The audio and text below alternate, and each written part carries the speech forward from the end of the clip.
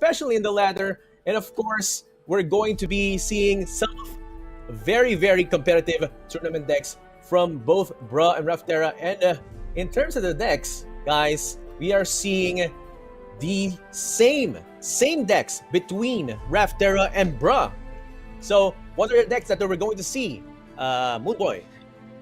Yeah, first off, they have the Aphelios Tahm Kench, followed up by Twisted Fate Fizz, and then last but not least, they have the most stable deck in the format right now, the Fiora Shen. So I think both players have exact same lineup. Is gonna be back and forth from both players, and I just want to take a little bit more attention on this Aphelios Tahm Kench deck that actually just got a little bit more popular in the past few weeks because of the Aphelios Twisted Fate deck being so prominent in the meta right now, thus having this deck to counter one another. As you guys can see from Raphterra, he also have the same lineup as Bruhhh, so it's gonna be really close, it's gonna be tight. Both players don't want to make any mistake in this matchup. That's right, and we're seeing a bit of a difference in terms of the decks that they carried from the open rounds. And you can see Raphterra actually just read the whole lineup quite the same as Bruhhh right here. So we're seeing great minds think alike, and I'm very, very excited and as well as curious as to how this matchup is going to happen. But let's now focus on, of course, the very, very highlighted deck called the Aphelios Tahm Kench. So how does this work, Moonboy? Yeah, so this deck is just all about control. It basically does everything. It has bot control from Aphelios Moon Weapon. You have the River King himself, Tahm Kench, the new addition in this deck list, where he could remove his opponent's unit as well. So stuff like Box Steppers wouldn't be able to get a clear on the Tahm Kench, as his health is at 6. It's really thick, right? Not forgetting he has the Astral Protection as well. Stuff like Astral Protection, Bastion, Star Shaping. These are the cards that could keep Tahm Kench alive in this matchup. Whoever has that Tahm Kench alive is gonna have the upper hand in this matchup. That's right. But I'm very, very interested. Do you really have to keep the Tahm Kench alive here in this kind of a deck, Moonboy? Well, definitely. The Tahm Kench is all about the board control of your opponent. As long as you have Tahm Kench on the field with sufficient health, you could take down any units from your opponent's side of the board. That being said, Tahm Kench having a skill that could just eat up the whole unit as long as his health is able to sustain. So looking at opponent's board, with every single unit has so little attack, and plus the buff from the Vault Temple, the Tahm Kench might get even bigger and much stronger following on in the subsequent turn as well. That's right. So we were going to be seeing the match between Bruhhh and Raphterra, and of course, this is already round 32. The first match is going to be going on in the Cosmic Creation Playoffs. What can you say about this opening mulligan? I think. Oh wait, we didn't see the mulligans right there. But what's left in the hand of our players are for Raphterra, basically no units. Wow, is he in some kind of trouble right now as of the moment, Moonboy? Yes, definitely. Look at his hand. It just looks like a full house from his hand with a triple and double from Raphterra's hand. I mean, look at what Bruhhh actually has in his hand, right? He has Box Steppers on 2. He has Tahm Kench on 4. He even could go for the Vault Temple on subsequent turn as well. So he is so comfortable with this hand, and all he needs to do is just drop the Tahm Kench on 4, start controlling Raphterra board, as the TF Fizz don't really have much removal for the Tahm Kench, as there are so many outlets of protection for the Tahm Kench as well. So that being said, I think Bruhhh is in such a comfortable position right now. Raphterra is in a lot of trouble if he doesn't draw into any other form of aggression. That's right. And we're seeing a bunch of draw pieces coming on from the hand of Raphterra right there. You see a bunch of rummages, and now you can see, again, as Moonboy said, there is really a really good curve going on right now on the side of Bruhhh. And there you go. Another draw coming out from Raphterra, and he draws out the Fizz. This is going to be one way or one hell of a match right here, considering that Fizz can actually gain elusive once he gets his own spell in. Yeah, so that is the thing about the TF Fizz deck, right? That is basically it's okay to be behind. All you need to do is just rush down with your elusive, having the mind melt to close off the game as well. Like, look at his board right now. He's so behind in the early games, but like looking at what he has right now, two Daring Poros and a Fizz, and a following up by a Wiggly Bubblefish top deck. He's a little bit more comfortable. All he needs to do is just count to 20, and Bruhh would be over by the end of the game. That's right, that's right. And we're seeing here the two Poros survive. And again, you said the Bubblefish is right there on the rightmost side, and he uses the Urchin to draw out more cards. And here we see one of the newer stars of the lineup right now. As you said, the past few weeks it has been popular. We're seeing now Tahm Kench. And what do you think about this matchup? You said a while ago in the pre-rounds that he can easily eat anyone here on the board. Moonboy, what do you think about the Tahm Kench right now? Yeah, so you look at the Tahm Kench, right? At this point of time, right, Raphterra has no way to put any units down because of that Tahm Kench in Bruhh's side of the board. So whatever that is placed down is prone to being eaten by Tahm Kench immediately. Like, this is the power of Tahm Kench. He has so much board control over whatever that Raphterra has. And here we see an Aphelios immediately coming down with the excess of this moon weapon. It's gonna be a hell lot of trouble for Raphterra, and the Caliburn chose from Bruhh. So I believe the Caliburn might make a little bit of difference, but what do you think? Is the Caliburn gonna make is gonna remove anything from Raphterra's side? Yes, I think this is going to be easily removing some of the most elusive pieces, especially the Bubblefish would be a possible target right here. But I'm thinking there's still a lot of options coming out from Raphterra's side in terms of dealing more damage towards the opponent. So, and there you go, and he puts in another Bubblefish, another elusive for Bruhh to protect himself from. But nope, there's no elusive on his side. Now maybe the Caliburn or the Tahm Kench will be able to eat one of the units on the side of Raphterra. Yeah, the amount of control that Bruhh needs in this matchup is all he needs to do to stable it up. So all he needs to do is just control Raphterra, and here we see a Caliburn immediately going into the big old Bubblefish.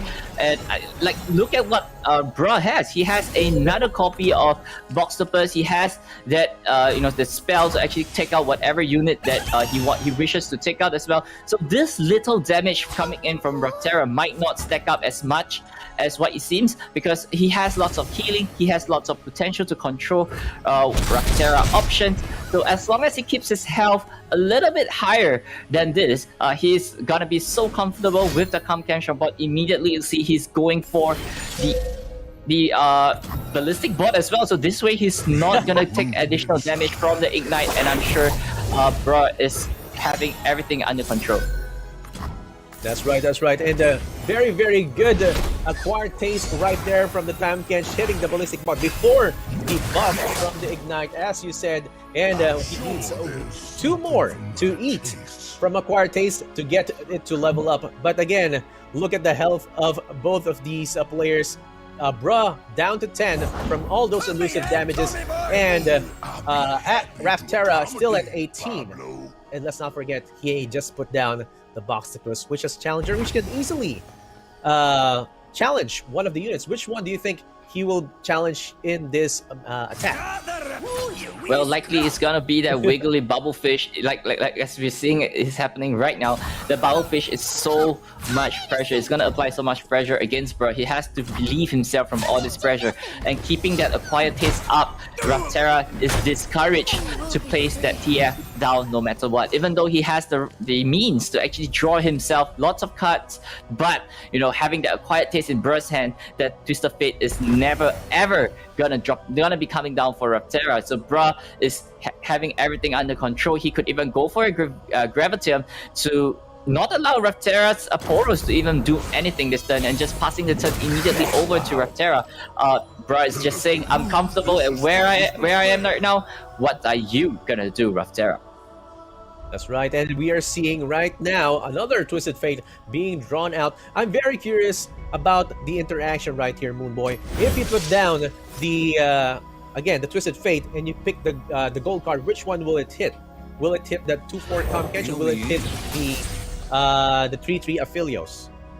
Yo, the gold card is definitely gonna be landing on the Aphelios if he ever chooses for the gold card. But unfortunately, we're not gonna see that gold card. He's going for the blue card, drawing himself another card, and it's gonna be a Fizz. He might be going to bait Bruhhh to go for the kill to go for the acquired taste on the Twisted Fate, which Raphterra could follow up with a get excited himself as well. But not forgetting, Bruhhh actually has 2 copy of Bastion and a guiding touch as well. So he has so many ways to actually protect this Tahm Kench, and at this point, the Tahm Kench is probably gonna be leveling up in no time. That's right, and we can see, as you said, Moonboy, there's a lot of protection already being saved up and a lot of mana to make that work. Even though we can see right here on the Raphterra side, he can easily kill it off, but of course he doesn't see what's happening right now. He's kind of hesitant to do so as well. So each one is already waiting for the turns to happen. And here we go. We're going to see a bunch of actions right now. Acquired taste going on or going in to the Twisted Fate. Maybe a successful eating frenzy coming out from the Tahm Kench right now. Yeah, so looking at Raphterra, the feast immediately coming down his hand is just basically nothing at this point of time. There's no way that he could, protect remove the Tahm Kench really well. There is no way that he could burst the Bastion and then immediately going for the get excited. He might even go for the get excited this turn, but it's highly unlikely. And Bruhhh could even go for the bio branch and eating up the Aphelios and then spitting him back out as well. So these are all possible moves that Bruhhh could have done, but instead he went for the Vault Temple. He's saying, I'm passing the priority back to you. What are you gonna do? I have 4 mana up. I have Bastion open. I have Guiding Touch open as well. There's no way you're gonna remove my Tahm Kench this turn. That's right. There's no way he's going to be able to remove that Tahm Kench. And right now, Fizz is going to level up. That means he's going to get sleep with the fishes right now at the next turn. But again, look at that Fizz. It's hovering right there, discounted to make it 4/4 just in case. Whichever, it's probably going to go to Daring Poros, right? Or which one do you think is the best option right there, Moonboy? Well, I believe right here, Bruhhh is just gonna take in this 5 damage, bringing himself down to 5. Just not allowing Raphterra to do anything funky at this point of time. Ooh. He has the Guiding Touch to bring himself back up to health, but at this point, he really needs to find himself that copy of Star Shaping that he's looking for, and he's unable to tap out of 4 at this point of time. So for Raphterra, game plan is just have to apply pressure as much as possible. Like this Ballistic Bolt as well is just gonna do 1 additional damage the next turn to Bruhhh also. So as Raphterra is stepped out, with 2 mana up, he could be lying for a Mystic Shot, but Bruhhh has to be really careful with his health moving forward. That's right. Bruhhh is really in some kind of a danger right now, but looking at it right now, he chooses to heal his Tahm Kench and uses the remaining mana to heal his Nexus buff back up to 7.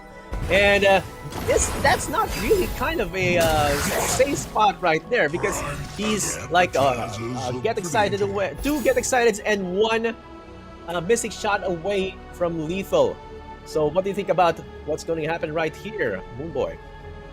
Well, Bruhhh health is gonna be really, really thin at this point of time. So he really has to control what Raphterra has. The tide has already changed, being controlling a passive, while Raphterra is being so aggressive the whole game. So Raphterra is gonna be applying more pressure with the Wiggly Bubblefish in his hand as well. Not forgetting, he has an Ignite also and the Get Excited in hand. So Bruhhh really needs to dig deeper into his deck, which he's unable to do with this particular hand that he has, but he's going for the Graviton. stunning the Daring Poro, not allowing it to move the next turn as well. But I think Raphterra still had that amount of aggression in his hand, and it's all gonna be it's gonna be uphill battle for Bruhhh for this whole turn.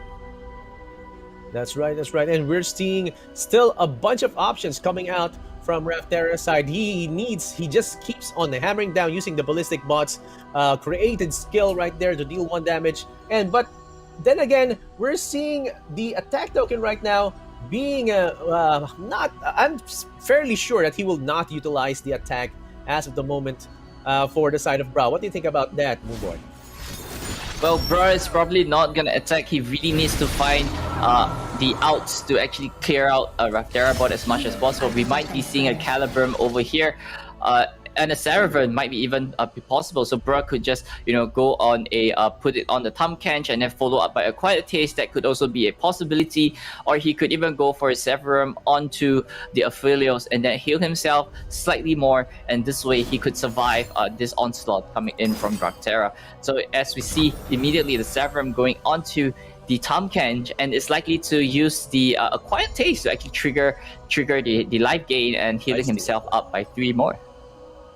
That's right, and that's going to be one way for Bruhhh to keep himself alive and maybe possibly bringing him up to 9 in that setup right there. And Quiet Taste is still up right there, fleeting, already ready to be triggered. But right now, I'm thinking if he's going to use it, and there you go, he uses it on the ballistic bot, and let's see how Raphterra is going to react to this. I think he can't do anything right now. What do you think about that, Moonboy? Well, especially right now, Raphterra has no way to deal with this Quiet Taste. He could go for the get excited onto his ballistic bot to deny himself from this feast coming in from the River King himself. The suit up is not gonna make any difference for this particular move. So I don't think he's gonna waste a burn spell on the ballistic bot just to remove this Quiet Taste, or just preventing the Tahm Kench from leveling up this turn as well. So I think Raphterra is okay to let this go and let this slide, because he has that weekly Bubblefish following up the next turn as well. He still has Fizz, he still has one more Daring Poro, not forgetting he has a suit up as well. And here we see a Quiet Taste going off, and the Tahm Kench levels up. The River King is on to level 2.